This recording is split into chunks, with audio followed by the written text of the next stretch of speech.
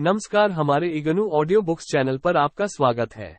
Indira Gandhi Rashtriya Mukt Vishwavidyalaya, school of translation studies and training, SOTST, diploma, post graduate diploma programmes, PG diploma in translation, PGDT, revised Hindi, MTT 054 प्रशासनिक एवं वाणिज्यिक अनुवाद, खंड 1 प्रशासनिक भाषा और अनुवाद, इकाई 1 प्रशासनिक भाषा, स्वरूप और क्षेत्र, 1.0 उद्देश्य।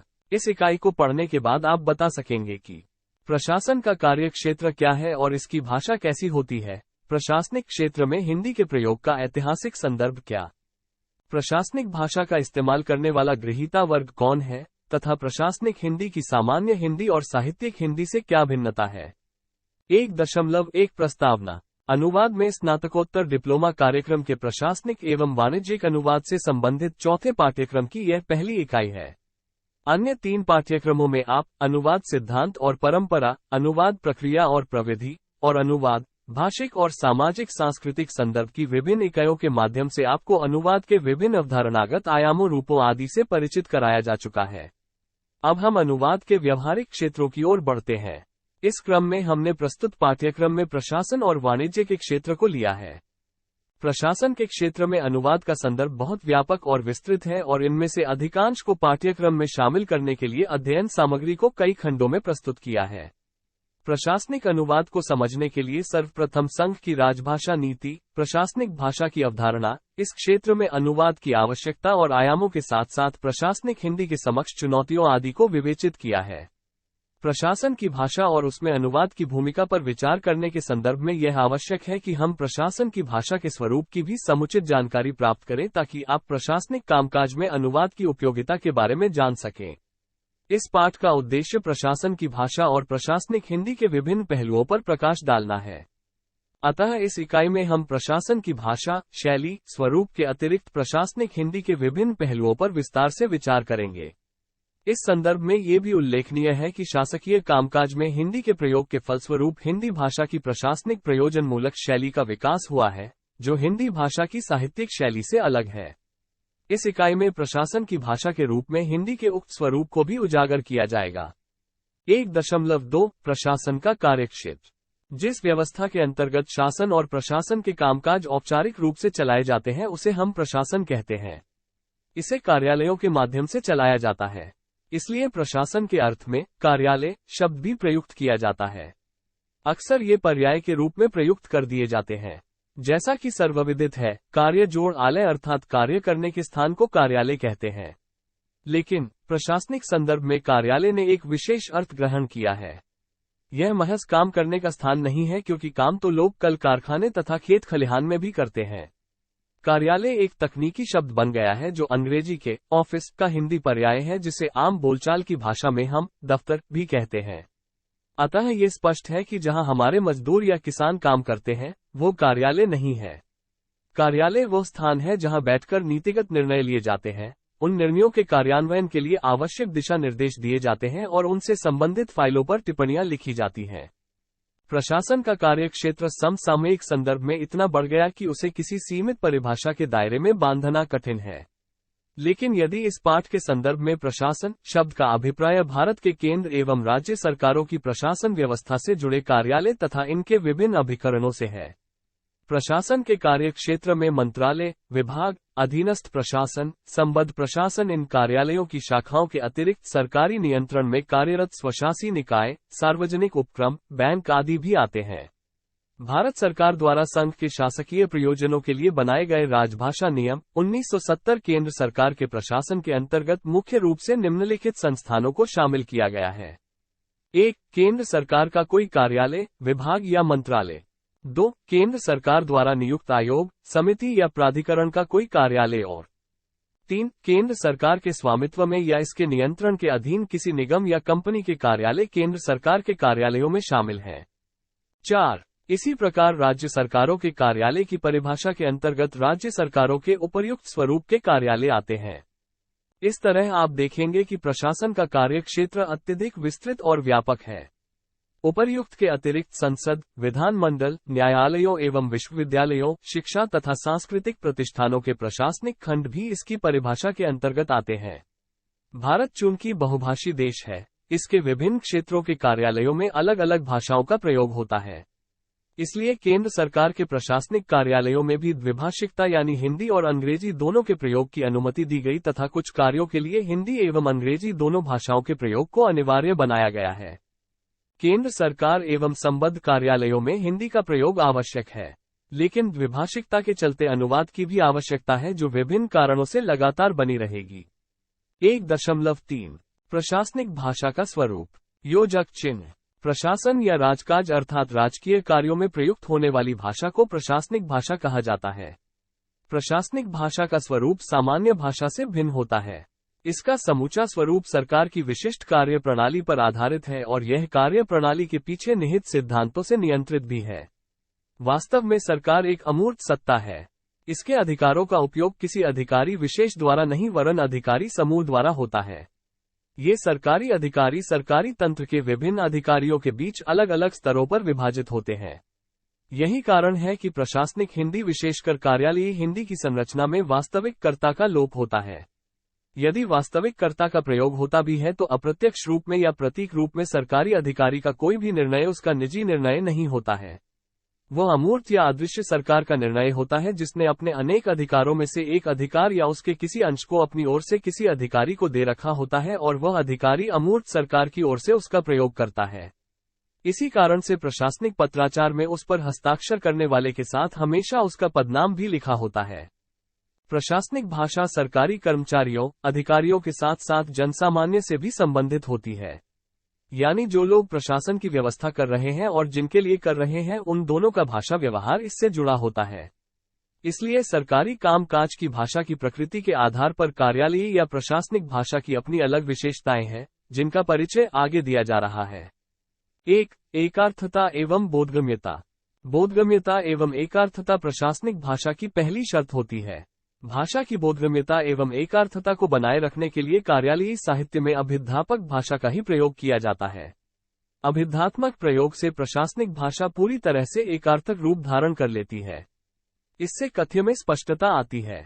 विषय वस्तु को सीधे स्पष्ट शब्दों में कहा जाना इसमें जरूरी होता है।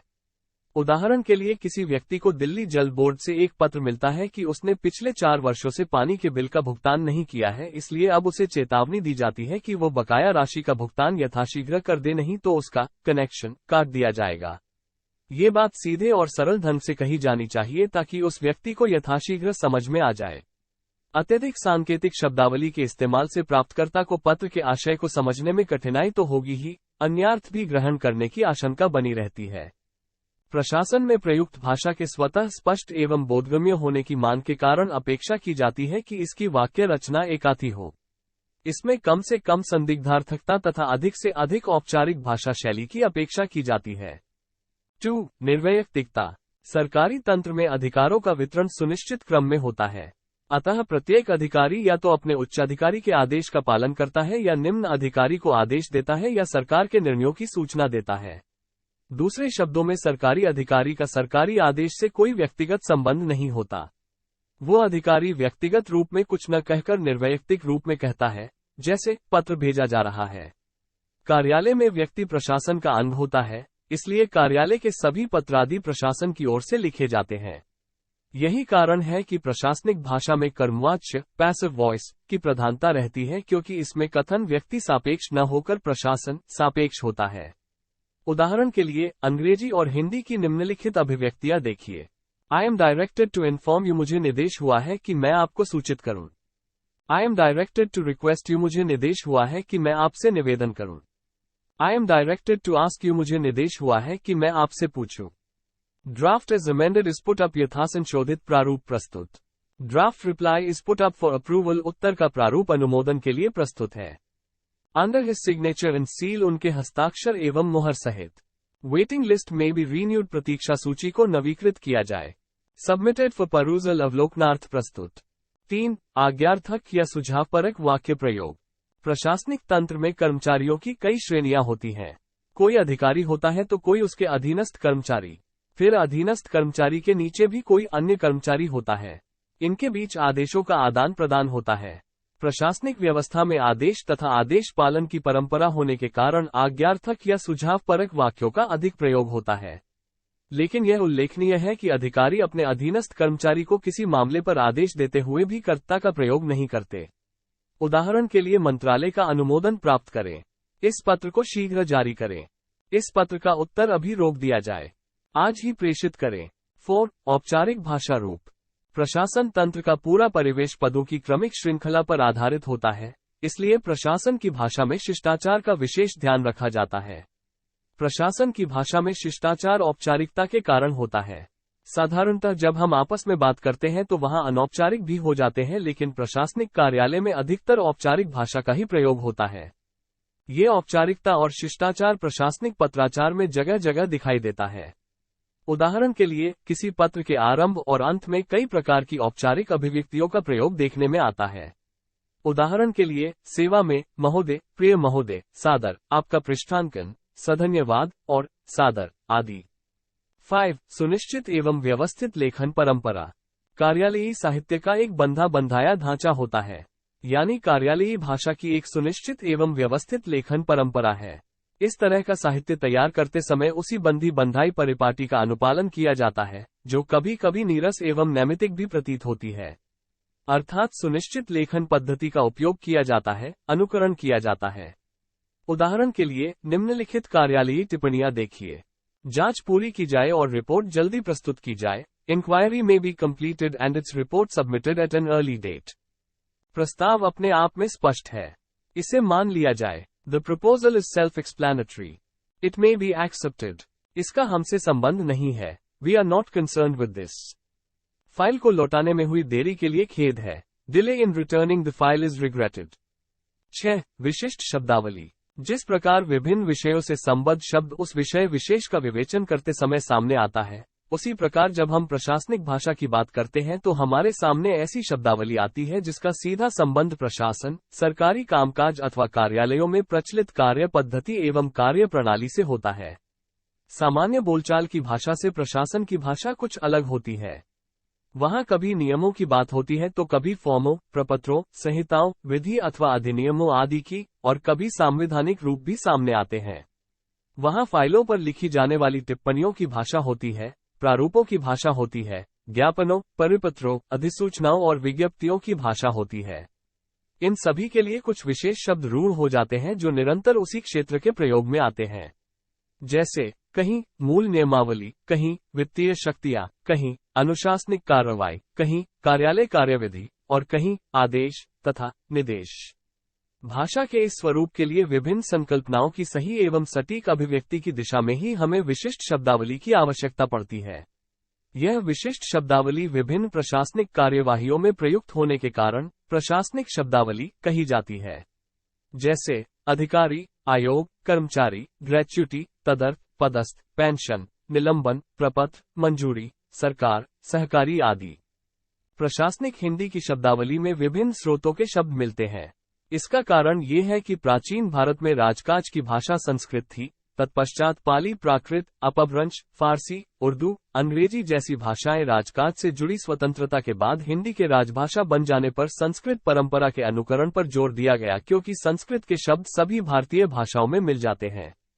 इसके अतिरिक्त शब्द संपदा को समृद्ध बनाने के लिए शब्द निर्माण में संस्कृत के उपसर्ग, धातु और प्रत्ययों के माध्यम का आश्रय लेना आवश्यक था। हिंदी में स्वीकृत निर्मित प्रशासनिक शब्दावली के अर्थ का मूलाधार अंग्रेजी की प्रशासनिक शब्दावली का अर्थ ही है, लेकिन रूप रचना की दृष्टि से हिंदी की प्रशासनिक शब्दावली के कई प्रकार मिलते हैं। जैसे 1. शब्द निर्माण में मुख्यतः संस्कृत को आधार के रूप में स्वीकार किया गया है। संस्कृत की संश्लिष्ट प्रकृति होने के कारण मूल शब्द या धातु के साथ उपसर्ग या प्रत्यय जोड़कर शब्दों का निर्माण किया जाता है।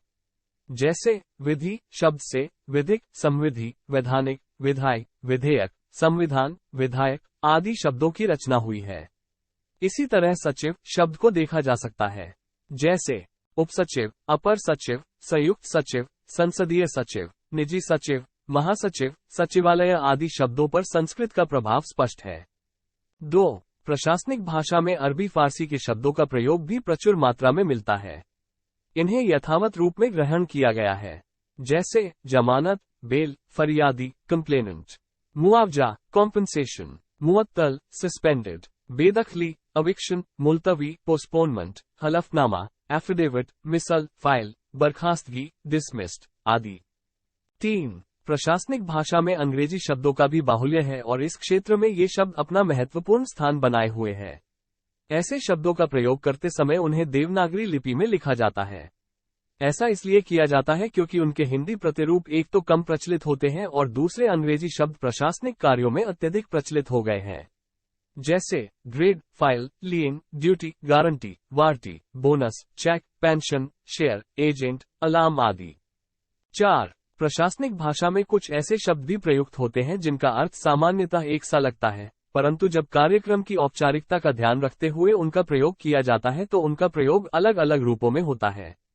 जैसे आदेश, निर्देश, अध्यादेश, समादेश शब्दों को लिया जा सकता है जो क्रमशः इंस्ट्रक्शन, डायरेक्शन, ऑर्डिनेंस और कमांड शब्दों के लिए प्रयोग में आते हैं। इसी तरह remarks, comments, observation, opinion, views आदि शब्दों का प्रयोग प्रशासनिक क्षेत्र में टिप्पणी, राय, मंतव्य, मत तथा विचार के अर्थ में होता है, जबकि सामान्य बोलचाल में हम इन सब के लिए सलाह शब्द से ही काम चला सकते हैं। 5. प्रशासनिक भाषा में देशीय शब्दों अर्थात हिंदी के सामान्य बोलचाल के अपने शब्दों का भी प्रयोग मिलता है, जैसे निपटारा, रसीद, भाड़ा, छुट्टी, ठेका, खाता, भत्ता, छूट, घाटा आदि। 6. प्रशासनिक भाषा में अंग्रेजी, संस्कृत, अरबी, फारसी आदि भाषाओं के पर्याय भी प्रयुक्त होते हैं। कार्यालय का कर्मचारी इनमें से किसी एक पर्याय का प्रयोग अपनी इच्छा से कर सकता है। शब्दावली के प्रचार प्रसार के लिए ये छूट व्यवहारिक है। इसमें हिंदी की शब्द संपदा में वृद्धि होती है। उदाहरण के लिए कैंडिडेट अभ्यर्थी, प्रार्थी, प्रत्याशी, उम्मीदवार। रिकमेंडेशन संस्तुति, सिफारिश। कंडीशन प्रतिबंध, शर्त। डेट दिनांक, तिथि, तारीख। ड्राफ्ट प्रारूप, मसौदा आदि। 7. प्रशासनिक भाषा की शब्द रचना आवश्यकता के अनुसार कभी कभी समस्रोतीय घटक से न होकर विषम स्रोतीय घटकों से भी की जाती है। इन्हें संकर शब्द भी कहते हैं। इसमें एक भाषा का शब्द दूसरी भाषा के शब्द से मिलकर बनता है, जैसे रेलगाड़ी, अनुवाद ब्यूरो, रोजगार अधिकारी, अपर कलेक्टर, मतदान बूथ, आर्थिक सलाहकार, हाइड्रोजनीकरण, जिला मजिस्ट्रेट आदि। इसी तरह कभी कभी मूल शब्द एक स्रोत के होते हैं और उपसर्ग तथा प्रत्यय दूसरे स्रोत के, जैसे डायरीकार, उपजिला, तैनाती, मुद्राबंद आदि। योजक चिन्ह। 7. प्रशासनिक अभिव्यक्तियां प्रशासन की कार्यप्रणाली की एक निश्चित प्रविधि है। उस प्रविधि के अनुसार किसी मामले पर की जाने वाली कार्यवाही विभिन्न स्तरीय कार्यालय अधिकारियों तथा कर्मचारियों के चिंतन मनन, निर्णय तथा लेखन से ही हो पाती है। कोई कार्यवाही मौखिक नहीं होती, सब कुछ कागज पर लिखित रूप में होता है। जब भी किसी मामले में संबद्ध पत्रादि की कोई फाइल बनती है तभी से उस पर सहायक से लेकर उच्चाधिकारी तक के लिखने की प्रक्रिया आरंभ हो जाती है। इस प्रक्रिया में विभिन्न स्थितियों या संदर्भों के लिए भाषा व्यवहार भी रूढ़ हो गया है। विभिन्न प्रकार की स्थितियों या संदर्भों में की जाने वाली प्रशासनिक कार्यवाही को व्यक्त करने के लिए सुनिश्चित वाक्य तथा वाक्यांश हैं। ये रूढ़ वाक्य तथा वाक्यांश ही प्रशासनिक अभिव्यक्तियां कहे जाते हैं। पहले हम बात कर चुके हैं कि भारत का प्रशासनिक ढांचा कमोबेश अंग्रेजों के शासन जैसा ही ग्रहण किया गया है। अतः जिस कार्य को अंग्रेजी के माध्यम से किया जाता था उसको हिंदी के माध्यम से किया जाने लगा है। इसी कारण प्रशासन की भाषा की अनौपचारिकता तथा एकार्थता के लिए यह जरूरी समझा गया कि प्रशासनिक कार्यालय में बहुप्रयुक्त अभिव्यक्तियों का हिंदी रूप भी सुनिश्चित होना चाहिए, अन्यथा उचित कार्रवाई में समस्या खड़ी हो सकती है। उदाहरण के लिए कुछ प्रशासनिक अभिव्यक्तियां और उनके हिंदी पर्याय नीचे दिए जा रहे हैं। बाय रिटर्न ऑफ पोस्ट, वापसी डाक से। डिले इज रिग्रेटेड, विलंब के लिए खेद है। 3. फॉर अप्रूवल, अनुमोदन के लिए, अनुमोदनार्थ। 4. For favour of necessary action, उचित कार्रवाई के लिए, वास्ते। 5. For favour of doing the needful, यथावश्यक कार्रवाई के लिए। 6. फॉर इन्फॉर्मेशन, कृपया आवश्यक कार्रवाई की जाए, सूचना के लिए, सूचनार्थ। 7. फॉर सिंपैथेटिक कंसिडरेशन, सहानुभूतिपूर्वक विचार के लिए। 8. I have the honour to say, सादर निवेदन है। 9. Inconvenience caused to you is regretted, खेद है, आपको हुई असुविधा के लिए। 10. इट्स इश्यू इज ऑथराइज्ड, इसे प्राधिकार से जारी किया जा रहा है। 11. नो डिमांड सर्टिफिकेट, बेबाकी प्रमाण पत्र। 12. Please treat this is strictly confidential, कृपया इसे सर्वथा गोपनीय समझा जाए।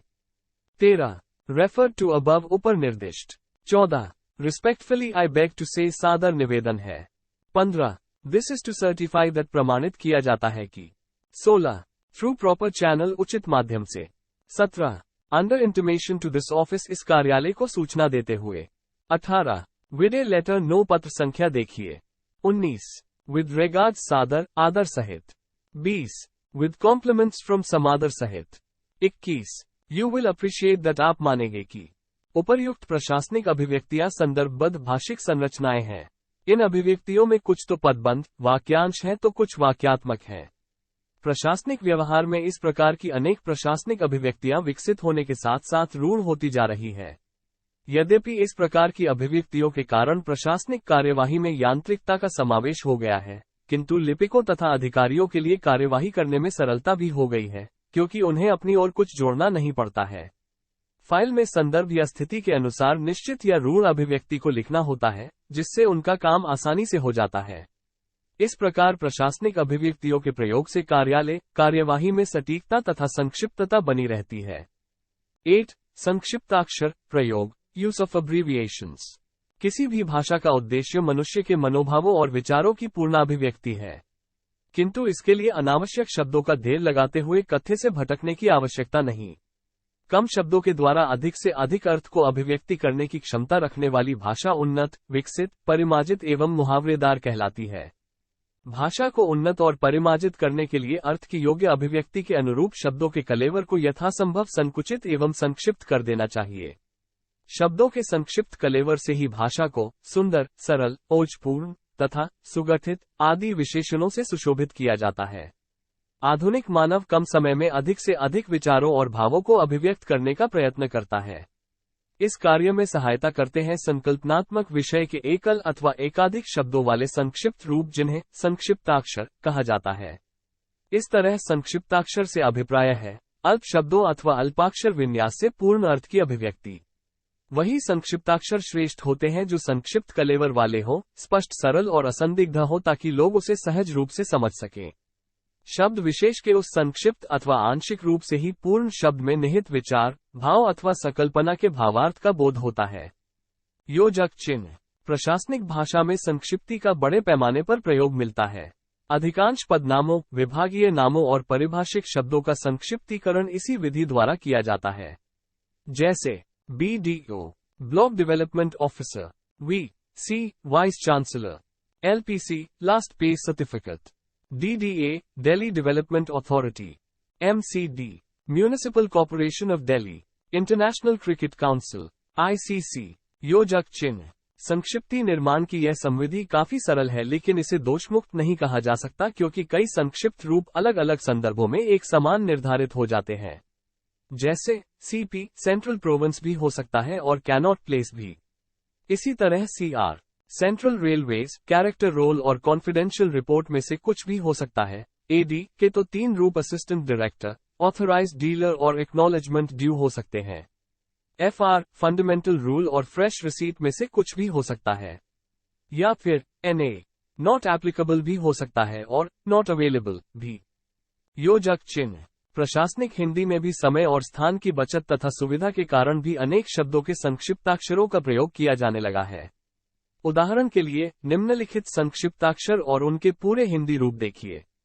छोटा ऊनी, उप निदेशक, सम, भारतीय प्रौद्योगिकी संस्थान, का, अधि, विशेष कार्य अधिकारी, से, लोक सेवा आयोग, से, रेल डाक सेवा, से, भारतीय प्रशासनिक सेवा, अभी, अधीक्षक अभियंता। इस प्रकार के संक्षिप्ताक्षरों के रूप में शब्द संक्षेप प्रशासनिक भाषा हिंदी में भी पहचान तो बना रहे हैं, लेकिन अभी इनका पूर्ण विकास नहीं हुआ है। हिंदी मीडिया जरूर संक्षिप्ताक्षरों का प्रयोग धड़ल्ले से कर रहा है, जैसे इनका, दिक्षेजदी, ननी आदि।